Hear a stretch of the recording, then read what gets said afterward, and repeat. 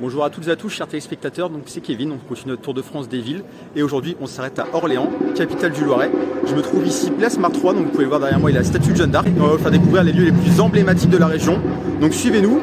Donc comme vous pouvez voir, moi je suis à vélo, en régie eux ils sont bien assis sur des fauteuils.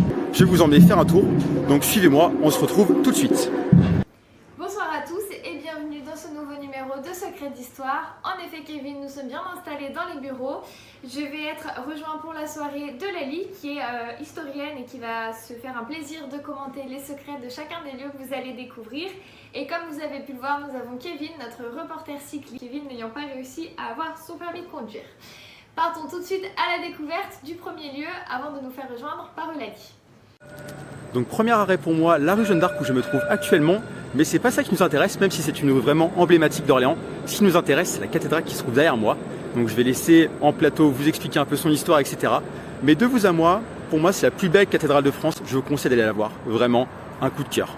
Bon, je vous laisse avec mes présentatrices et on se retrouve tout à l'heure.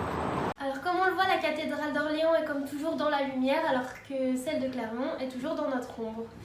Pour information, Jeanne d'Arc et son amant ont cédé au plaisir charnel derrière l'hôtel. Deuxième arrêt à Orléans, donc là j'ai roulé 5 minutes à vélo et ce qui est bien à Orléans, c'est qu'il y a la Loire qui passe donc dans la ville d'Orléans, donc autre que le centre-ville historique qui est vraiment magnifique à Orléans, ce qui est surtout très appréciable, c'est la Loire. Je vous laisse profiter du paysage.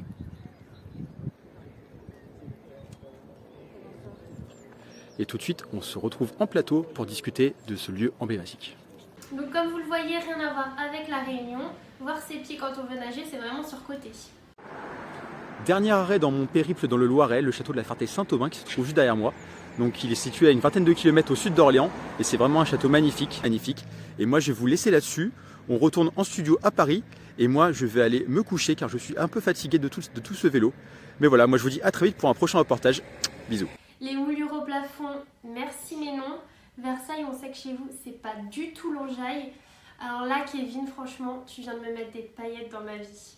Mesdames et messieurs, c'est déjà la fin de notre émission. Il y avait encore monts et merveilles à découvrir dans le Loiret, mais nous retiendrons l'essentiel. Orléans, c'est la plus belle ville de France et surtout le meilleur des IAE.